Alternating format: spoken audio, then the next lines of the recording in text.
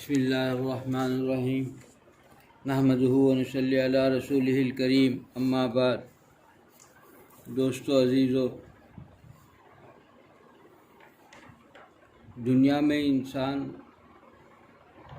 اگر کسی انسان کو دیکھا کہ اللہ تعالیٰ کی خاص نعمتوں میں ڈوبا جا رہا ہے، لیکن اللہ کا نافرمانی بھی کر رہا ہے، کھلم کھلا اللہ کو ناراض کرنے والے کاموں میں مبتلا ہے، تو وہ سخت خطرے میں ہے۔ یہ اللہ تعالیٰ کے اللہ تعالیٰ کی طرف سے یہ ڈھیل ہے، چھوٹ ہے، اور وہ آدمی اکٹھا پکڑا جائے گا، ایسا پکڑا جائے گا کہ اسے اکثر لکھا ہے کہ بھائی ایمان پر موت نہیں آتی ہے، ان لوگوں کی بڑے خطرے میں ہوتا ہے، اتنی غفلت کی زندگی گزارتا ہے کہ ایمان ہی سلب ہو جاتا ہے۔ یہ بڑے خطرے میں ہے، کیونکہ اللہ کی نعمتیں اور پھر اس کے ساتھ اللہ کی نافرمانی، کیونکہ اللہ تعالیٰ کا خاص کرم جس پر ہوتا ہے، اللہ تعالیٰ جس کو محبت کرتے ہیں، اللہ تعالیٰ کی اس پر عنایت ہوتی ہے، اس پر کبھی غلطی اس سے ہو جائے، اللہ کے کوئی اپنی غلطی ہو گئی، گناہ ہو گیا، تو فوراً پکڑ ہو جاتی ہے۔ اللہ تعالیٰ جس سے محبت کرتے ہیں اسے فوراً پکڑ کر کے تنبیہ کر دیتے ہیں۔ ایک حضور صلی اللہ علیہ وسلم کی خدمت میں ایک صحابیہ حاضر ہوئے اور عرض کیا، یا رسول اللہ صلی اللہ علیہ وسلم، میں جا رہا تھا، میری اچانک ایک آنکھ ٹوٹ گئی، بد نظری ہو گئی، اچانک غیر محرم پر نظر پڑ گئی، اور میں ایسے ہی چل رہا تھا، اچانک ایک کھمبے سے ٹکرا گیا اور پیشانی پر وہ مار پڑ گیا، خون بہنے لگا۔ اسی حال میں آئے تھے، بتایا حضور صلی اللہ علیہ وسلم نے فرمایا یہی کہ یہ اللہ تعالیٰ جس سے جس کو چاہتے ہیں، جس سے محبت ہوتی ہے نا، اس کو فوراً پکڑ دیتے ہیں، فوراً تنبیہ کر دیتے ہیں، غلطی ہوئی فوراً پکڑ ہو گئی، اس کو جلا کر کے پھر اللہ نے اپنا بنا لیا۔ یہ بڑا اللہ کرم ہے۔ اور انسان ہم لوگ ہیں کہ دیکھتے ہیں اللہ کے نافرمانوں کے ان کے اندر جو نعمتوں کی فراوانی دیکھتے ہیں، تو ہم سمجھتے ہیں کہ بڑا اللہ کا اس کے پر احسان ہے۔ اب آج کل حال یہ ہے کہ اچھے لوگوں دیکھے کہ سود سے ڈوبا ہوا انسان ہے، بینکوں سے پیسہ خرچ لے کر، اور اس لکھا ہے کہ اللہ کی بڑا شکر ادا بولتا ہے، زبان پہ آتا ہے کہ بھائی اللہ کی بڑی مہربانی ہے، اللہ کی بڑی، ارے کیسے ہوگی؟ تو کھلم کھلا اللہ سے اور شریعت سے بغاوت کر رہا ہے، زندگی بغاوت کی ہے، اور سود میں ڈوبا ہوا ہے، سود دیتا ہے، اور سود سے بینکوں سے سود لے رکھا ہے، اور پھر اپنی تجارت میں بتا رہے کہ بھائی اللہ کی بڑی مہربانی ہے، تو مہربانی نہیں ہے، بڑا خطرناک ہے۔ آج لوگ عام طور پر اس کو برا سمجھ ہی نہیں رہے ہیں، سمجھتے ہیں کہ بھئی اس کے بغیر تجارت ہو ہی نہیں سکتی۔ یہ غلط سوچ ہے۔ یہ کیوں؟ اس لیے سوچیں کہ یہ مغربی تہذیب کی سوچ ہے۔ اللہ تعالیٰ کی نافرمانی کے بغیر کوئی آدمی اللہ تعالیٰ کی نافرمانی کر کے کوئی آدمی سرخروئی حاصل کر ہی نہیں سکتا، اللہ کو ناراض کر کے کوئی خوش ہو ہی نہیں سکتا، ترقی پا ہی نہیں سکتا۔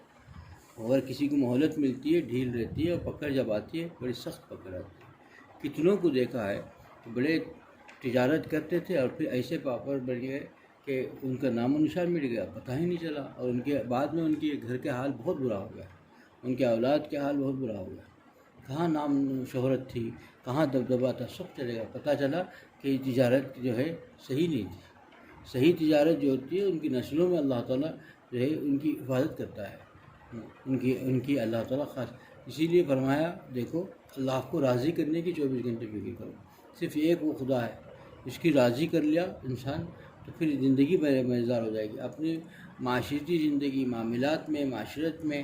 ہر جگہ اس کو سکون ہی سکون ملے گا، کہیں بھی اس کو پریشانی اٹھانی نہیں پڑے گی، کہیں بھی الفت نہیں ہوگی۔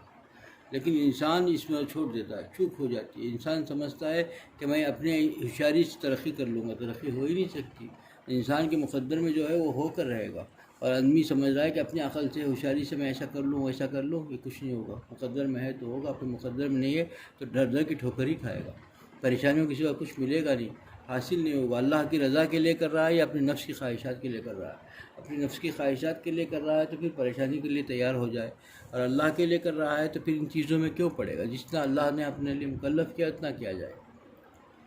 اور سود سے بچا جائے، اللہ کو اور جھوٹ اور اللہ کی نافرمانی، گناہوں کے ذریعے سے آدمی ترقی کرنا چاہتا ہے۔ اور آج کل ایک اور چیز بھی عام ہو گئی ہے کہ ایک زمانہ وہ تھا کہ آدمی دین اور اللہ تعالیٰ کو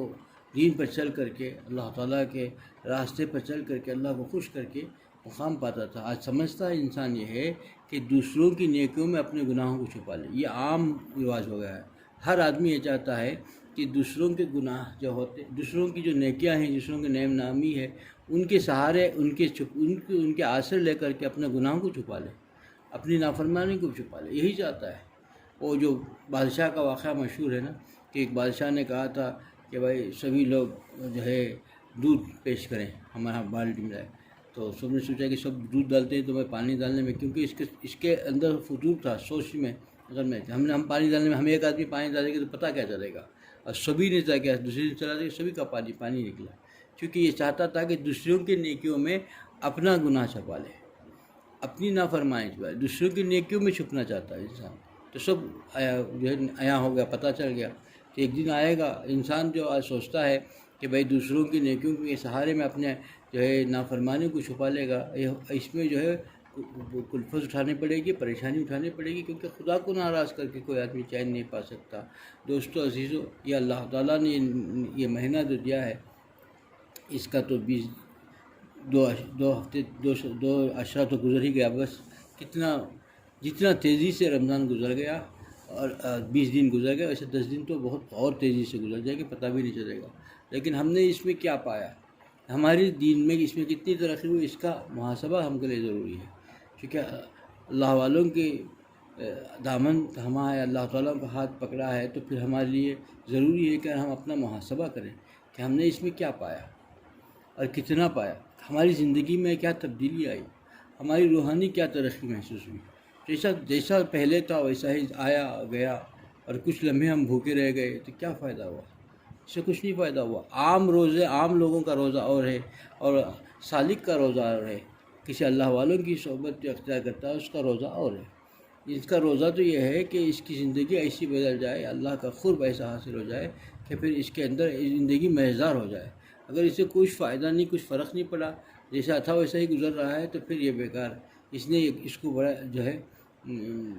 ضائع کر دیا، اس قیمتی لمحات میں اس نے ضائع کر دیا۔ عام لوگوں کا روزہ اور ہے، جس میں بس نماز رکھ لیا، روزہ کر لیا، کچھ کھانا پینا چھوڑ دیا، تلاوت کر لی، یہ نہیں، اس کا ایک ایک لمحہ بھی اپنے اعضاء جوارح کا بھی امتحان ہے، اس کا تو ہر چیز کا روزہ ہے، اعضاء جوارح کا بھی روزہ ہے، ہر چیز کا روزہ ہونا چاہیے۔ سالک کے لیے ضروری ہے کہ آدمی اپنے باطن کا اصلاح کی فکر کرے، اپنے باطن کے جتنی چیز تھی، غصہ اگر مرض تھا تو غصہ اب کتنا کم ہو گیا، انسان کے اندر اپنا محاسبہ کرے کہ ہمارے اندر غصے کی کیفیت تھی، اب اس رمضان نے ہمارے اندر غصے کی کیفیت کو کتنا ختم کیا، کیونکہ غصہ ایک ایسی چیز ہے جو انسان کو کہیں کا نہیں رکھتا، اور سالک کے لیے ضروری ہے کہ چیز سب سے پہلے اس کو ختم کرے، یہ چیز ضروری ہے۔ جو غصے میں رہ گیا تو سب کچھ اس کو برباد کر دے گا، اور غصے کو ختم کرنے کے لیے سب سے پہلا قدم یہی چیز ہے، یہ اتنا آسانی سے نہیں جاتا، اس کے لیے محنت مشقت ہے، نفس کو کچلنا ہوگا، اور اس میں یہ موقع اللہ نے عنایت اسی کے لیے کیا گیا تھا کہ اپنے نفس کو کچلو، اور ہم یہ ہیں کہ نفس کو، جسم کو پھلانے کی فکر میں، جسم کو خوب کھلانے کی فکر میں نفس کو پھلانے لگ جاتے ہیں، نفس کو بھی خوب کھلانے لگ جاتے ہیں۔ نفس جسم کو کھلانا تو مجھے نہیں ہے، لیکن جس نفس کو کھلا پلا کر کے ایسا بنا دیا، تگڑا بنا دیا کہ وہ ہم پر غالب ہو گیا، ہم مغلوب ہو گئے، تو پھر سب برباد ہو گیا، ہم نے کچھ نہیں پایا، یہ قیمتی لمحات برباد ہو گئے ہمارے۔ دوستو عزیزو، ہم اپنا محاسبہ کریں، ہم اپنا محاسبہ کریں کہ ہمارا نفس ہم سے کیا چاہتا ہے، ہمارا نفس کیسا شریعت پر عمل کرنا چاہتا ہے، کتنا وہ بے قرار ہے، نہیں یہ دنیا ہی کے اوپر چاہتا ہے، دنیا پر بے قرار ہے، تو بہت بڑے خطرے میں ہیں ہم لوگ، کیونکہ ہمارا نفس کا محاسبہ ضروری ہے۔ دیکھیں ہمارا نفس کیا چاہتا ہے، اس کا محاسبہ، کیونکہ اس سے بڑا چالاک ترین چیز کوئی چیز نہیں ہوگی۔ انسان جتنا عقل مند چالاک ہے، اس سے اس کا نفس کہیں درجے اس کا حساب نہیں کر سکتے چالاک ہے، اس کو وہ پا ہی نہیں سکتا، کتنا بھی ہوشیار ہو جائے نفس کے مکر کو پہچان نہیں پائے گا، کتنا بھی ذہین ہو جائے، کتنا بھی ہو جائے، اس میں پھنسی کر رہے گا، ہمیشہ اس کے ساتھ جو ہے بدگمانی ہی رکھنا چاہیے، کبھی یہ نہیں سمجھنا چاہیے کہ واہ واہ بہت اچھا ہو گیا، اب تو میرا نفس بہت دین پر نہیں چاہتا ہے، لیکن کہیں پتہ نہیں یہ کہیں ضرور جو ہے اس نے اگر دین کی بھی ترغیب دی تو سمجھنا چاہیے کہ کہیں نہ کہیں اس کو جو ہے ہو سکتا ہے کہ کہیں ہم کو جا کے ٹکرانے کی فکر میں چل رہا ہے، کہ بہت ایسا ہے کہ حضرت حکیم اختر صاحب رحمۃ اللہ علیہ رحمۃ اللہ واسعہ فرماتے تھے کہ یہ نفس ایسا ہے کہ جو بڑی زور سے ہم کو جو ہے دین پر چلاتا ہے، ایسا محسوس کرتا ہے کہ دین میں ترقی ہو رہی ہے. یہ پل انگریزی میں کہہ دیتے ہیں، ایک جو ہے پل ہے ڈھکلنا، پش کریں ڈھکلنا اوپر سے جا کے، یہ کرتا پل کرتا تھا، ہم کو پل کرتا ہے نفس، ہم کو محسوس ہوتا ہے کہ دین میں ترقی ہو رہی ہے. یہ پل کر کے اوپر پہنچا کے اوپر سے پش کر دیتا ہے، ڈھکل دیتا، ختم، نیچے جا کے گر گیا، تو جہاں نکلا تھا اس سے بھی زیادہ گڑھے میں جا گر گیا.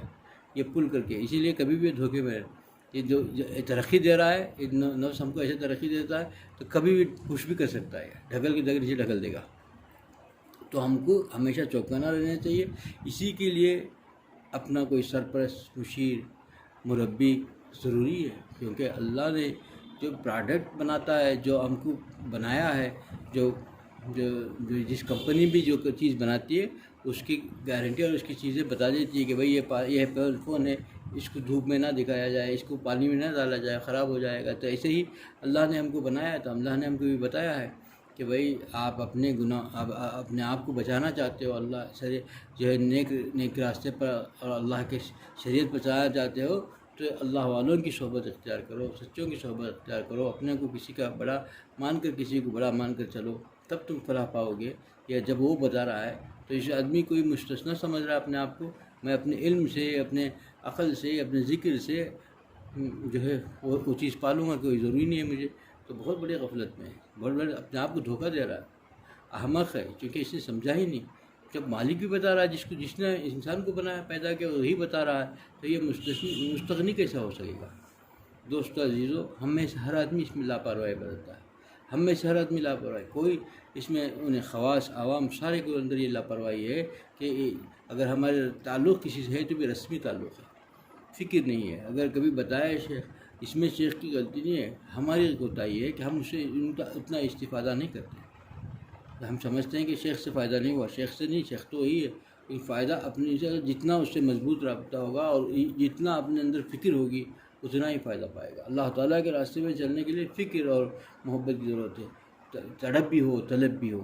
تڑپ ہو کہ اللہ کو پالو، طلب کے ساتھ طلب بھی ہو کہ میں جو چیز کہی گئی اس پر عمل بھی کروں، اور اللہ کو خوشنودی حاصل کرنے والی چیزوں کا عمل کرو، اور جو چیزیں اللہ کو خوش کر سکتے اس پر چلو، اس پر عمل کرو، ذکر کرو، اللہ کو یاد کرو، اللہ کی یاد و محبت میں زندگی گزارو. اللہ سے مانگے بھی کہ اللہ تو اپنی یاد و محبت کی دولت سے مجھے مالا مال فرما دے. تو